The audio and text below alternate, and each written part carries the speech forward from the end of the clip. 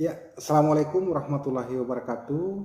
Salam sejahtera untuk kita sekalian. Selamat pagi. Eh, Hari ini bersama Kudin Toskofu Channel. Hari ini topiknya adalah soal netralitas ASN. Sebelum saya masuk ke netralitas ASN, ini adalah soal netralitas dan pilkada. Saya ada beberapa tulisan yang menarik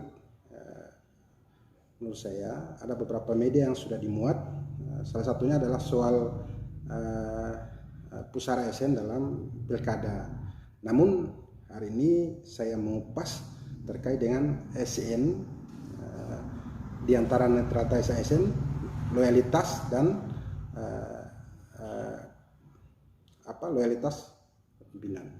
Kita lihat dalam konteks pilkada sering terjadi netralitas ASN yang melibatkan ASN dalam pilkada. Ini menjadi indikator tidak sehatnya demokrasi di pilkada maupun di pemilu. Kenapa? Misalnya saya bicara dalam konteks pilkada, dalam pilihan kepala daerah tahun 2015, dari 10 kabupaten kota di Maluku Utara, ada 8 kabupaten kota yang melakukan pilkada. Pada gelombang pertama ada Tidore, ada Kota Ternate, kemudian ada Halmahera Barat, Halmahera Selatan, kemudian Halmahera Utara, kemudian Pulau Taliabu, dan Kabupaten Halmahera Timur. Pada gelombang kedua, itu pada tahun 2016, itu pilkada dilaksanakan di Kabupaten Halmahera Tengah, kemudian Pulau Morotai. Sedangkan gelombang ketiga yang dilaksanakan di 27 Juni 2018. Nah, dilangsungkan pemilihan gubernur dan wakil gubernur di Provinsi Maluku Utara. Berbagai persoalan yang manipolitik, kemudian politik uang, pemberian barang, hoax, bahkan yang paling menonjol adalah soal netralitas ASN. Kenapa? Karena hari ini saya ingin menyampaikan terkait dengan soal netralitas ASN. Saya sampingkan dulu soal manipolitik maupun hoax. Nanti akan berjenjang, nanti akan saya sampaikan lagi di kesempatan selanjutnya. Kemudian di tahun 2020 kemarin, pilkada serentak gelombang keempat di Maluku Utara melibatkan 6 kabupaten kota. Kemudian 2 kota yang sebelumnya telah mengikuti pilkada gelombang pertama di tahun 2015. Kemudian di 2020 itu mengulangi pengulangan pilkada serentak sebelumnya. Dari sisi penyelenggaraan mungkin bagi kami sudah baik, alhamdulillah, untuk Maluku Utara. Dalam sisi penyelenggaraan sudah mulai membaik, itu menurut kami, apalagi khusus Kota Dora Kepulauan. Dalam pilkada ini, dalam perspektif otonomi daerah, merupakan suatu momentum politik yang sangat penting dalam strategi untuk menentukan masa depan kemajuan suatu daerah. Momentum politik yang membuka ruang seluas-luasnya terhadap seluruh rakyat untuk melibatkan langsung dalam bertanggung jawab menentukan siapa sosok pemimpin kepala daerah yang menginginkan masyarakat luas.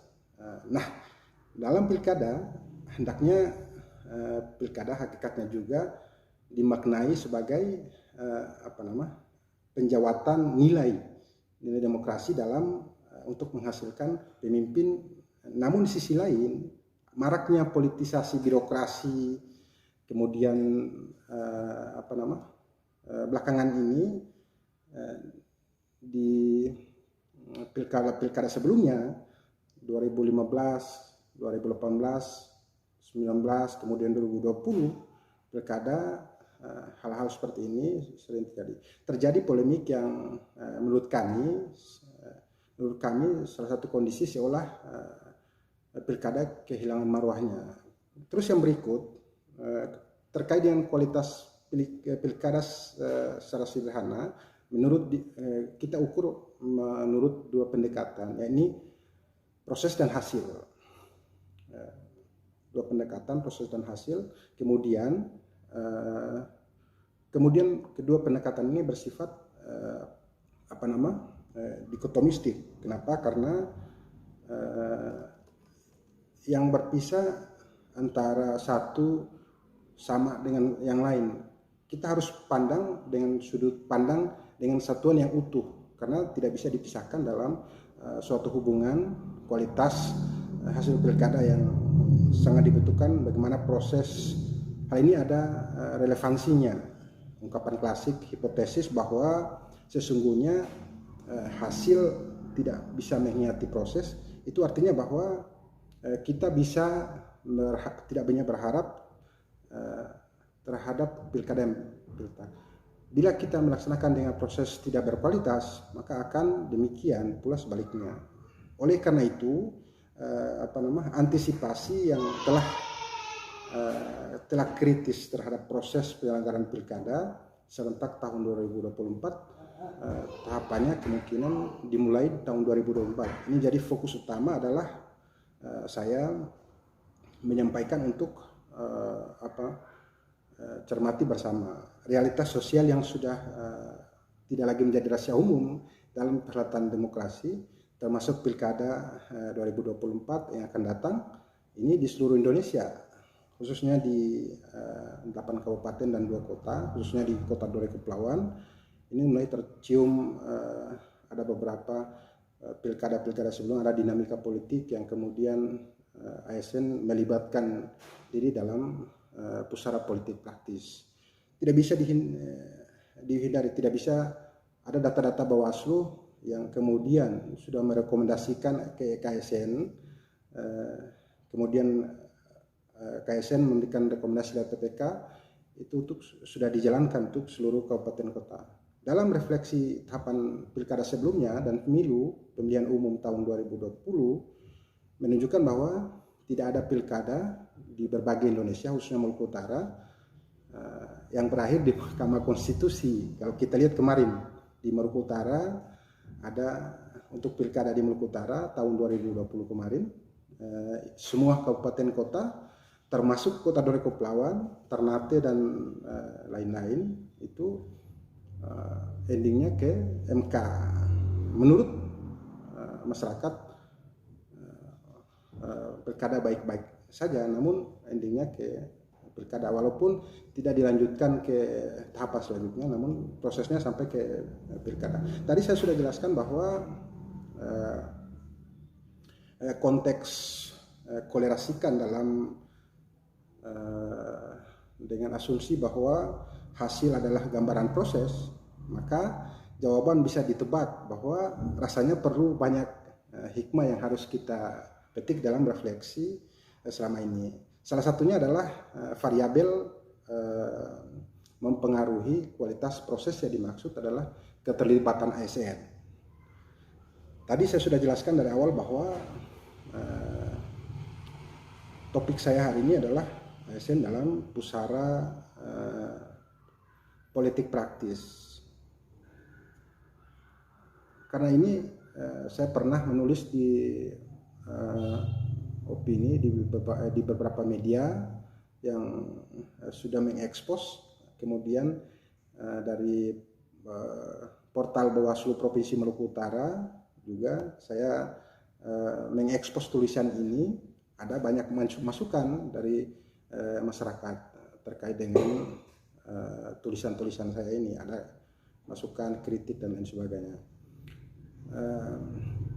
Emang kandidat calon kepala daerah yang dijagokan dalam bahasa undang-undang, ini saya sudah masuk dalam undang-undang. Dalam Undang-Undang Nomor 5 tahun 2014, ASN adalah PNS, PPK, non PNS yang diangkat dalam pejabat pembina kepegawaian PPK, karena dan disarankan tugas dalam suatu jabatan, tugas dalam pemerintahan atau disertai dengan tugas negara lainnya, serta digaji berdasarkan peraturan perundang-undangan yang berlaku. Nah, sebagai ASN idealnya berfungsi sebagai pelaksana kebijakan dalam pelayanan publik, peserta perketat persatuan bangsa dalam alat kekuasaan politik kelak. Kenapa? Saya tidak menjustis bahwa daerah-daerah tertentu yang kemudian setiap daerah pasti momentum politik, pasti ASN tidak dilibatkan, namun ASN melibatkan diri karena ini salah satunya adalah mungkin mencari muka, store muka dan lain sebagainya. Ada kegiatan webinar, saya mengingat Pak Tauhid, Wali Kota Ternate, Tauhid pernah menjelaskan bahwa ASN yang profesional bukan ASN yang karirnya harus berjenjang, bukan karena ada titipan kemudian yang karirnya masih di bawah terus loncatnya ke atas. Ini menandakan bahwa kepala daerah sudah mulai memahami tentang fungsi tugas sebagai kepala daerah. Begitu juga dengan wali kota Balikpapan. Namun faktanya ASN menjadi objek yang kebijakan politik partisan dalam, contohnya dalam pilkada tahun ke tahun pasti kasusnya didominasi oleh netralitas ASN. Dalam pilkada tahun 2020 seprovinsi Maluku Utara terdapat 174 kasus. Angka ini dengan angka ini persentasenya mencapai 44% dari jumlah total pelanggaran yang ditangani oleh Bawaslu Kabupaten Kota, kemudian diupdate oleh Bawaslu Provinsi. Kebanyakan adalah politisasi birokrasi untuk kepentingan politik praktis.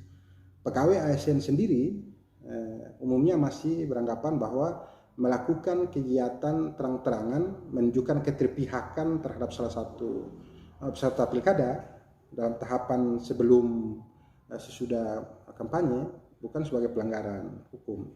Anggapan demikian sangat diberikan fatal, karena jika ada ASN yang melakukan kegiatan berupa pertemuan, ajakan, himbauan,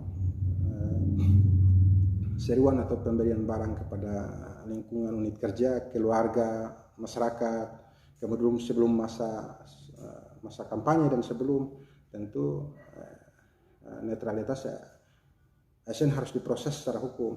Ya, terus yang berikut soal saya pernah menuliskan dalam suatu media bahwa ini merupakan satu telah kritis terhadap demokrasi, dan ini menjadi tanggung jawab kita bersama dalam pilkada maupun pemilu. Terus kita mengurangi beberapa pertanyaan dasar bahwa berkesan bahwa fenomena netralitas ASN karena pusaran politik praktis dalam kejadian niscaya yang perlu dihindari. Pertanyaan adalah kenapa ASN berada dalam politik praktis. Nah, ini yang agak sulit sebenarnya untuk lalu bagaimana solusinya adalah ASN keluar dari politik praktis untuk mendamaikan pilkada yang lebih berkualitas. Kenapa? Penyebabnya adalah ASN dalam polisi praktis dapat dianalisis bahwa minimal dengan dua pendekatan, yaitu regulasi, kelembagaan, dan motivasi ASN itu sendiri. Nah, pendekatan regulasi dan kelembagaan itu sendiri secara political will, regulasi tentang ASN sudah lebih baik dan cukup menurut kami. Aturan tersebut bertujuan untuk menjadi netralitas, integritas, kemudian kedisiplinan, termasuk sanksi bagi ASN bila melanggar dalam menjalankan kewajiban dan fungsi serta tugas, peran dan kewajibannya. Sesuai dalam regulasi yang dimaksud, mulai dari Undang-Undang Nomor 5 tahun 2004, kemudian tentang aparatur sipil negara, Undang-Undang Nomor 10 tahun 2016 tentang pemilihan gubernur, bupati dan wali kota, kemudian ada juga peraturan nomor 11 tahun 2017 tentang manajemen ASN. Namun peraturan pemerintah dan ada